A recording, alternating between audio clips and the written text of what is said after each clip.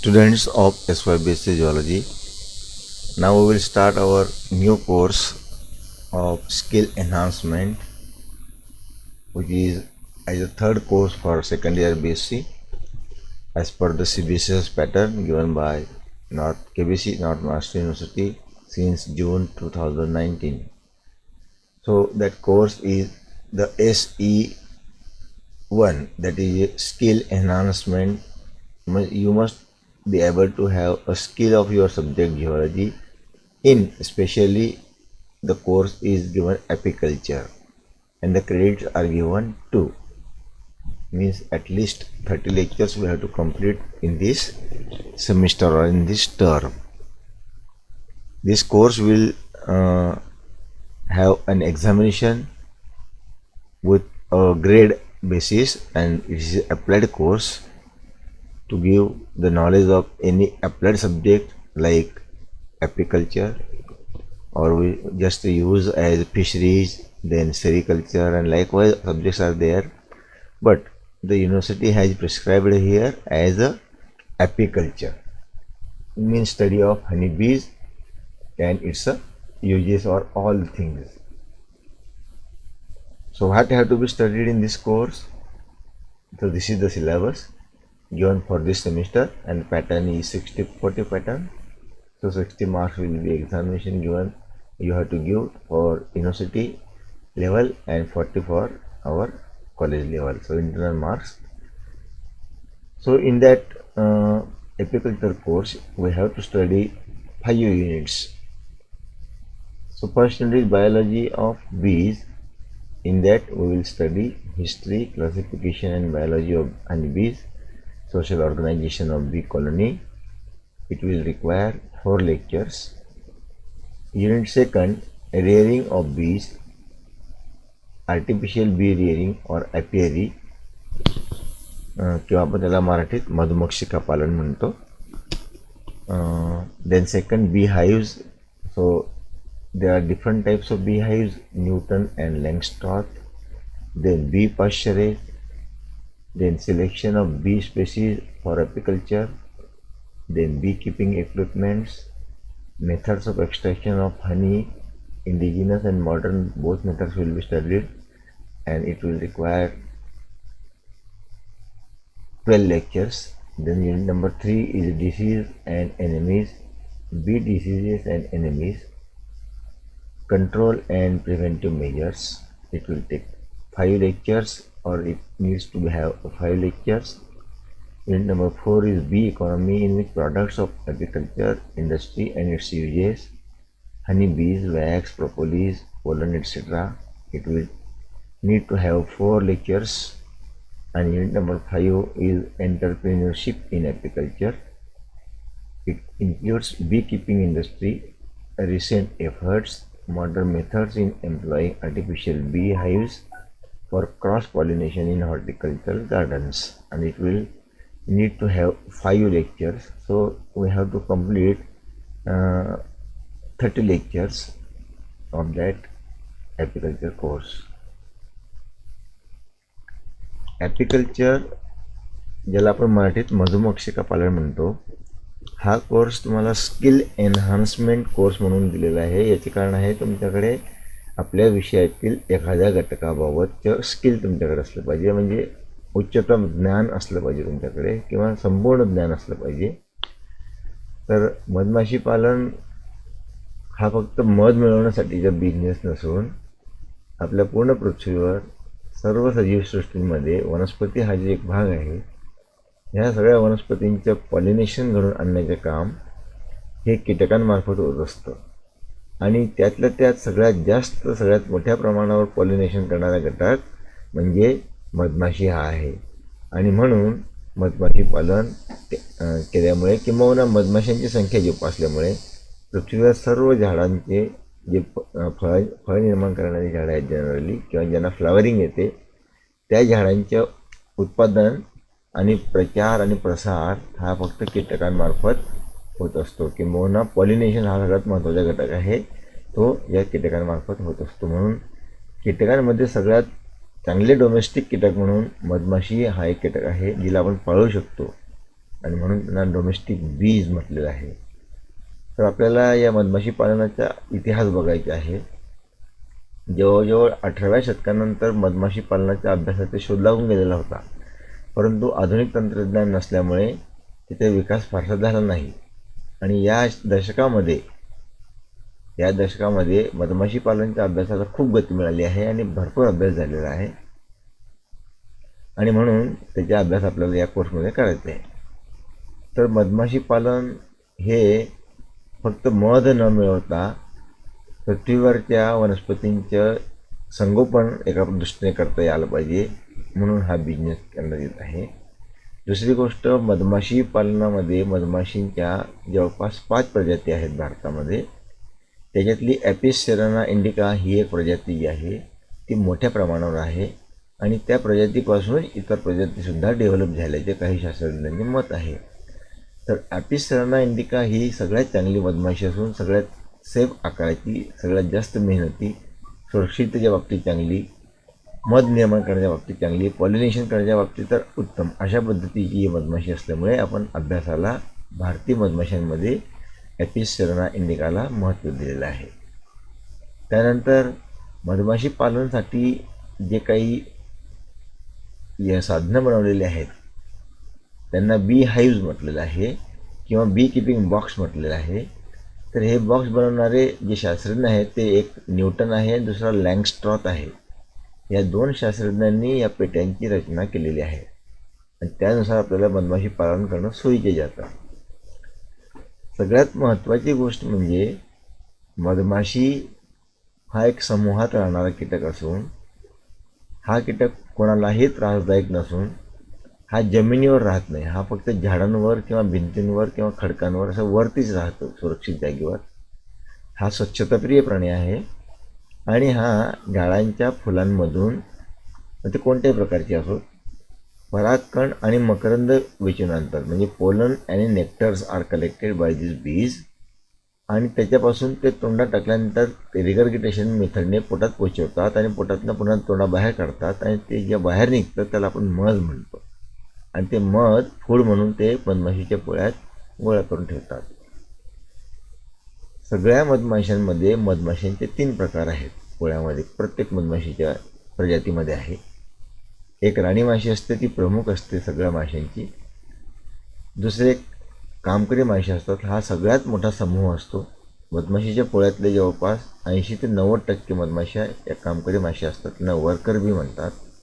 पहिली राणी माशी क्वीन, दुसरे वर्कर आणि तिसरी ड्रोन प्रजाती म्हणजे नर प्रजाती आहे. ती मादीला प्रजननासाठी कारणीभूत ठरतात आणि अशा पद्धतीने मधमाशीच्या जीवनक्रिया चालू असते. मग मधमाशांमध्ये खूप अभ्यास आहे, खूप गमती आहेत, खूप प्रकार आहेत आणि हे जे 3 प्रकारचे कीटक आहेत म्हणजे एकाच मधमाशीच्या पोळ्यामध्ये हे 3 प्रकारांनी आपलं काम वाटून घेतलेलं असतं. प्रत्येकाला काम सारखं वाटून देण्यात आलेलं असतं आणि म्हणून त्यांना डोमेस्टिक म्हटलं गेलेलं आहे. तर कामकरी माशांमध्ये सुद्धा कामकरी माशांची संख्या खूप मोठी असल्यामुळे ते अनेक प्रकारची कामं करत असतात. जसं पोळ्याचे रक्षण करणं, पोळ्याला मकरंद गोळा करून आणणं, पोलन ग्रेन्स आणणं, त्यानंतर मधुरस आणणं. तो आणलेला मधुरस काही मधमाशा दुसऱ्या मधमाशांना उतरवायला मदत करतात, ठेवायला मदत करतात. काही मधमाशा आजारी असल्या तर त्यांना अन्न पाणी देण्याची, त्यांना विश्रांतीची सोय इतर मधमाशा करतात आणि सगळ्या मधमाशांना भेट देऊन त्यांची विचारपूस करून त्यांच्या कार्याच्या भागाचा अभ्यास करून त्यांचे गरजा आणि ते जाणून घेण्यासाठी राणीमाशी प्रत्येक मधमाशीच्या संपर्कात दररोज राहते. सकाळी 8 ते संध्याकाळी 6 म्हणजे सूर्य उगवल्यापासून तर सूर्य बुडेपर्यंत या मधमाशा कार्यरत असतात. मधल्या काळात प्रचंड किंवा प्रखर ऊन असल्यामुळे 2 तास ते विश्रांती करतात, मात्र बाकी दिवसभर ते कष्ट करत असतात. मधमाशांमध्ये राणी माशीला मदर ऑफ द क्वीन म्हटलेलं आहे किंवा मदर ऑफ द काय म्हणतात त्याला कॉम म्हटलं आहे, कारण त्याच्यावरच्या सगळ्या माशा तिचं ऐकतात आणि तिचे ऐकलं पाहिजे अशी पद्धत आहे, त्यांच्यामध्ये शिस्त आहे. हा झाला त्यांच्या पोळ्यावरचा भाग. आता प्रत्येक मधमाशी एकमेकांशी गप्पा कशा करते प्रत्येक मधमाशीला कसं कळतं की कुठे फुलं आहेत, आसपास झाडं कोणते आहेत, कोणत्या झाडांवर मकरंद जास्त आहे. तर मधमाशासुद्धा एकमेकांशी शरीराच्या हालचालींनी गप्पा करत असतात, बोलत असतात. त्याला बी कम्युनिकेशन म्हणतात. आणि हे बी कम्युनिकेशन एकमेकांच्या शरीराच्या हालचालींनी ते एकमेकांना सांगत असतात. आणि त्या शास्त्रज्ञाला ज्याने हा शोध लावला त्याला नोबेल पारितोषिक मिळालेलं आहे आणि त्याला त्याने बी डान्सेस म्हटलेलं आहे. Bees are communicating with each other by making special dances. त्यांच्या शरीराच्या एका विशिष्ट हालचालीला आपण डान्स म्हणतो. तर त्यानुसार ते एकमेकांना सांगत असतात की बा एवढ्या अंतरावर मधमाशीच्या मधांच्या परागकणांचे झाडं आहेत किंवा एखाद्या इतक्या अंतरावर पूर्वेला सूर्यफुलांच्या झाडाची शेती आहे, म्हणजे खूप फुलं आहेत, असं ते एकमेकांना बॉडी लँग्वेजने सांगत असतात. अशा पद्धतीने त्यांचा सगळा हा अभ्यास आहे. हा आपल्याला 30 लेक्चर्समध्ये पूर्ण करायचे आहे. परंतु आता तुम्हाला एक पार्श्वभूमी सांगायची, एक बॅकग्राऊंड सांगायचं म्हणून सांगून टाकलं. त्या व्यतिरिक्त आपल्या चॅप्टरच्या सिलेबसचा शेवटचा एक भाग एंटरप्रिनरशिपमध्ये असं म्हटलं आहे की बी किपिंग इंडस्ट्री म्हणजे मधमाशी पालन हा एक खूप मोठा उद्योग आहे. आशिया खंडातला सगळ्यात मोठा मधमाशी पालनाचा जो उद्योग आहे त्याच्यामध्ये भारतामध्ये हिमालयामध्ये एक बी किपिंग सेंटर आहे. ते सगळ्यात मोठं सेंटर आहे. जवळपास हजारो टन मध आणि मधमाशांचे प्रजनन घडवण्याचे कार्य या सेंटरद्वारा केले जाते. त्या व्यतिरिक्त भारतामध्ये महाराष्ट्रामध्ये, त्यानंतर गोव्यामध्ये, त्यानंतर मध्य प्रदेशमध्ये, त्यानंतर उत्तर प्रदेशमध्ये, दार्जिलिंगला अशा काही ठिकाणी मधमाशी पालनाचे खूप मोठे मोठे उद्योग आहेत आणि ते मोठ्या प्रमाणावर मधमाशांची निर्मिती पण करत असतात, मधाची निर्मिती करत असतात आणि आपल्या देशातल्या तरुणांना किंवा शिक्षकांना किंवा इच्छुक शेतकऱ्यांना मार्गदर्शन करत असतात. तर या माध्यमातून मधमाशांच्या सगळ्या माहितीचा प्रचार प्रसार आपल्या देशात झाला पाहिजे, किंबहुना पूर्ण पृथ्वीवर झालं पाहिजे. म्हणजे सजीवसृष्टी जिवंत राहील तर सगळं अन्नधान्य सुरक्षित राहील. मधमाशी पालनाच्या एक भारतातला हिमालयातला जो संशोधन केंद्र आहे मधमाशीचं, त्यातल्या एका शास्त्रज्ञाने असं म्हटलं आहे की पृथ्वीवरची जेव्हा शेवटची मधमाशी मरून जाईल त्यानंतर 4 वर्षांनी पृथ्वीवरच्या मानवजातीचा वंश संपून जाईल. कारण मधमाशा संपल्यानंतर अन्नाचे परागीभवनच बंद होऊन जाईल आणि शेतात पेरलेल्या अन्नाच्या तुम्ही जितकं पेरणार त्याचं दुप्पट सोडून द्या, पण तितकंसुद्धा निघणं अवघड होईल आणि अशा पद्धतीने पुढचं जनरेशनच बंद होऊन जाईल प्लांटेशनच्या किंवा वनस्पतींच्या, आणि अशा पद्धतीनं धान्य उगवणंच पद्धत बंद होऊन जाईल. जर पहिल्याच वर्षी धान्य उगवणं बंद झालं तर दुसऱ्या वर्षी तुम्हाला बियाणंच मिळणार नाही आणि दुसऱ्या वर्षी जे काही बियाणं उरलेलं असेल ते पेरल्यानंतर तिसऱ्या वर्षी थोडंसं मिळेल आणि चौथ्या वर्षी तर माणूस जास्त नष्ट होईल कारण त्याला अन्नच राहणार नाही, असं त्याचे भाकीत आहे किंवा त्याचे वक्तव्य आहे. मधमाशी पालनामुळे आपल्या शेतामध्ये अन्नधान्याचे प्रमाण दरवर्षी वाढत असतं, कधीच कमी होत नाही. आज जर का एका एकरला 20 पोती धान्य येत असेल तर पुढच्या वर्षी 21 यायलाच पाहिजे, त्याच्या पुढच्या वर्षी 22 यायलाच पाहिजे. फक्त मधमाशा जोपासता आल्या पाहिजे किंवा मधमाशा तिथे ठेवता आल्या पाहिजे. तर हा एक बेसिक अभ्यास झाला.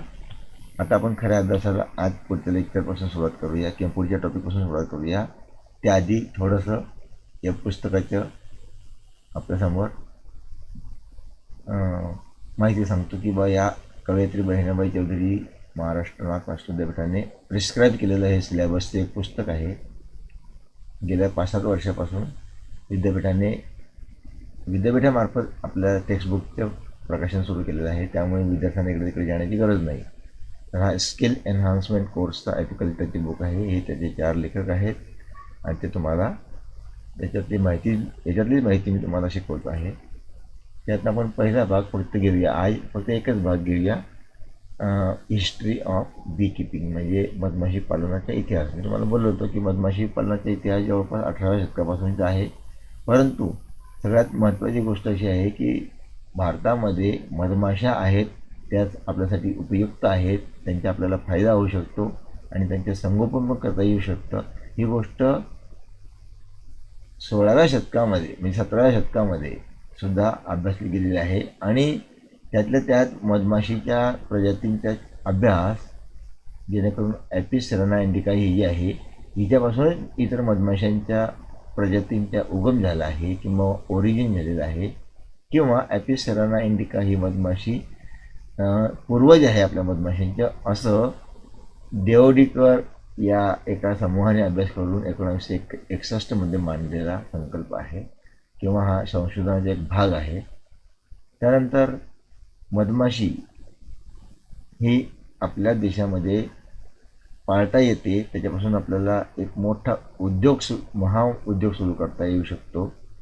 हा शोध जॉन डग्लस आणि लुईस डेव यांनी 1880 पहिल्यांदा मांडला आणि तिथून खऱ्या अर्थाने मधमाशी पालनाला सुरुवात झाली. आणि आपल्या भारतात हा उद्योग सगळ्यात पहिल्यांदा कुलू येथे झाला. कुलू मनाली हे नाव पर्यटन क्षेत्र म्हणून आपण ओळखत असलो तरी कुलू येथे भारतात सगळ्यात जास्त, हिमालयानंतर कुलू हे दुसरं क्षेत्र आहे. किंबहुना मी असं म्हणेल की कुलू हे हिमालयामध्येच आहे. तर तिथे मधमाशी पालनाच्या बाबतीमध्ये सगळ्यात मोठ्या प्रमाणावर मधमाशी पालन केलं जातं. आणि त्यानंतर ॲपिस मेलिफेरा ही प्रजातीसुद्धा ॲपिस सेरानापासूनच निर्मित झाली असावी आणि ती सगळ्यात छोटी मधमाशी म्हणून आपण काउंट करतो. ही मधमाशी पाळता येत नाही, परंतु ही मधमाशी घरटं करते झाडांवर, भिंतींवर किंवा कुठे कुडाची गरज असते तिथे किंवा झाडाच्या पोकळीमध्ये कुठेतरी जशी जागा मिळेल सुरक्षित तिथे करत असते. हिला पाळता येत नाही अशी ही एकमेव मधमाशी आहे. आणि दुसरी आहे ॲपिस डॉर्सेटा, म्हणजे ज्यांना आपण भवर मध म्हणतो. ते मोठमोठ्या बिल्डिंगांवर किंवा पाण्याच्या टाकीवर असतात. त्या मधमाशांना पाळता येत नाही कारण त्या तीव्र उग्र असतात आणि विषारी पण असतात. मध मोठ्या प्रमाणात निर्माण करतात, परंतु त्या रागीट असतात. आपल्या भाषेत सांगायचे म्हणजे तर त्या रागीट असल्यामुळे त्या खूप दंश करतात, खूप वेळाचे आवाज येतात, म्हणून त्यांना पाळता येत नाही. असं 1884 अभ्यासलं गेलेलं आहे, परंतु आपण आज त्याचा अभ्यास शास्त्रोक्त पद्धतीने करत आहोत. तर झाडांवरच्या, भिंतींवरच्या, जंगलांवरच्या, खडकांवरच्या किंवा नैसर्गिक निवासामध्ये असलेल्या मधमाशांना आपण पेटी बनवून त्या पेट्यामध्ये त्यांना पाळू शकतो, त्यांचे संगोपन करू शकतो, त्यांची संख्या वाढवू शकतो आणि त्यांच्यापासून मधही मिळवू शकतो. त्या पेट्यांना शेतात ठेवून त्यांच्या अन्नधान्य वाढवू शकतो शेतातल्या पिकांच्या. हा शोध मात्र लँगस्ट्रथ या शास्त्रज्ञाने 1851 केला आणि रुश्का या शास्त्रज्ञाने 1865 केला. त्यानंतर या मधमाशांना पाळताना या उग्र मधमाशांना कसं नियंत्रण करायचं तो शोध मात्र मोझेस क्विनबी या शास्त्रज्ञाने 1870 केला. आणि अशा पद्धतीने वेस्टर्न कंट्रीजपासून या मधमाशी पालनाच्या अभ्यासाला सुरुवात झाली आणि त्याचा प्रचार प्रसार झाला. आणि आज इतर देशांमध्ये तर आहेच आहे, युरोपमध्ये तर आहेच आहे. त्याच्या प्रचार आणि प्रसार भारतातही बऱ्याच मोठ्या प्रमाणावर झालेला आहे आणि भारतातही हा उद्योग खूप चांगल्या पद्धतीने विकसित होत आहे. 1909 पहिल्यांदा बी कीपर्स असोसिएशन म्हणजे मधमाशी पालन करणाऱ्यांची एक संस्था निर्माण झाली. ती शिमलामध्ये झाली, पहिली आपल्या भारतातली, आणि ती सर लुईस डेव यांच्या मार्गदर्शनाखाली निर्माण झाली. त्यानंतर 1910 न्यूटन यांनी एका लाकडाच्या पेटीमध्ये वेगवेगळ्या पट्ट्या बनवून त्याच्यामध्ये मधमाशी पालनाच्या अभ्यासाची सोय केली आणि तीच सोय आज देखील आपल्या भारतामध्ये सगळीकडे वापरण्यात येत आहे. 1915 यांनी ही पहिली पेटी बनवून भारतात सर्वत्र प्रचार प्रसार केला आणि त्यामुळे त्याबाबतचं पहिलं बुलेटिन किंवा माहितीपत्रक जे भारतात प्रकाशित झालं मधमाशी पालनाच्या बाबतीत ते imperial council of Agricultural research म्हणजे ICAR या संस्थेने प्रकाशित केलं आणि ते जवळपास 1930च्या दरम्यान केलं. आणि तिथून मधमाशी पालनाच्या विकासाला भारतात जोरात सुरुवात झाली किंवा विकास फार जोरात झाला. आणि भारतामध्ये ऑल इंडिया बी कीपिंग असोसिएशन किंवा बी कीपर्स असोसिएशन हे स्थापन करण्यात आलं 1937 आणि ते RN मुट्टोज या शास्त्रज्ञांच्या किंवा अभ्यासकांच्या मार्गदर्शनाखाली निर्माण झालं. तसंच पहिलं मधमाशी पालनाच्या माहितीची छापील प्रत 1939 निर्माण झाली आणि ती ICAR आता जे आपण म्हटलं की imperial council of Agricultural research यांनी भारतामध्ये विकसित केली. त्यानंतर बी रिसर्च स्टेशन लालपूर पाकिस्तानमध्ये देखील निर्माण झालं. म्हणजे सध्याचा तो पाकिस्तान भाग आहे, पूर्वी तो अखंड भारत होता. त्यामुळे 1956मध्ये तिथे देखील त्या मधमाशी पालनाचा एक विकास किंवा एक कीटकशास्त्र या विभागाने त्याला विकसित केलं. ते बिहारमध्ये दुसरं केंद्र निर्माण झालं. त्यानंतर khadi and village industries commission म्हणजे KVIC ही भारतातली आज सगळ्यात मोठी खादी ग्रामोद्योगची जी इंडस्ट्री ती देखील मधमाशी पालनामध्ये अग्रेसर आहे आणि खूप मोठ्या प्रमाणावरती पॉलिनेशनचे मधमाशी निर्माण करते आणि मधही निर्माण करते. तसेच 1962मध्ये सेंट्रल बी रिसर्च इन्स्टिट्यूट म्हणजे CBRI ही भारतात स्थापन झाली आणि त्यांनी भारतामध्ये मधमाशी पालनाच्या प्रचाराला फार वेग दिला. इन सम इयर्स म्हणजे doctor Atwal and his colleagues introduced a European bee. आपल्या भारतामध्ये विदेशातल्या मधमाशांच्या प्रचाराने प्रसार सुरू झाला. भारतातल्या मधमाशांचा तर अभ्यास केला आपण, परंतु विदेशी मधमाशा देखील आपण आपल्या भारतात आणू शकलो आणि त्यांचा विकास घडवण्यासाठी लुधियाना येथे ॲग्रिकल्चरल युनिव्हर्सिटी जी आहे त्या युनिव्हर्सिटीमध्ये पंजाब आणि हिमाचल प्रदेश या 2 राज्यांमध्ये त्या मधमाशांचा गोळा करून त्याचा विकास घडवण्यात आला आणि ॲपिस मेलिफेरा या मधमाशीच्या अभ्यासावर जोर देण्यात आला. 1981मध्ये Indian Council of Agricultural Research ICAR याने अख्ख्या भारतामध्ये मधमाशी पालनाचे प्रकल्प द्यायला सुरुवात केली आणि त्यांचे ट्रेनिंग द्यायला सुरुवात केलं आणि त्यामुळे भारतामध्ये मधमाशी पालनाचा व्यवसाय खूप चांगल्या पद्धतीने खूप विकसित झाला आणि त्यामुळे भारतामध्ये मध हे एक पूर्ण अन्न म्हणून आतापर्यंत आपण दुधाला पूर्ण अन्न म्हणत होतो, पण दुधापेक्षाही कितीतरी पटीने जास्त चांगले घटक अन्नाचे पूर्ण अन्नाचे घटक मधामध्ये आढळून येतात. म्हणून आता मधाला कंप्लीट फूड म्हटलं जातं. मध हे पूर्ण अन्न म्हणून संबोधलं जातं आणि मध आहारातल्या कुठल्याही घटकासोबत खाता येऊ शकतं. अशा पद्धतीने ह्या मधमाशी पालनाच्या अभ्यासाचा विकास झाला आणि आपण मधमाशी पालनाचा अभ्यास हा या पद्धतीने केला पाहिजे. आता तुम्ही ह्या पूर्ण अभ्यास आता जी चर्चा केली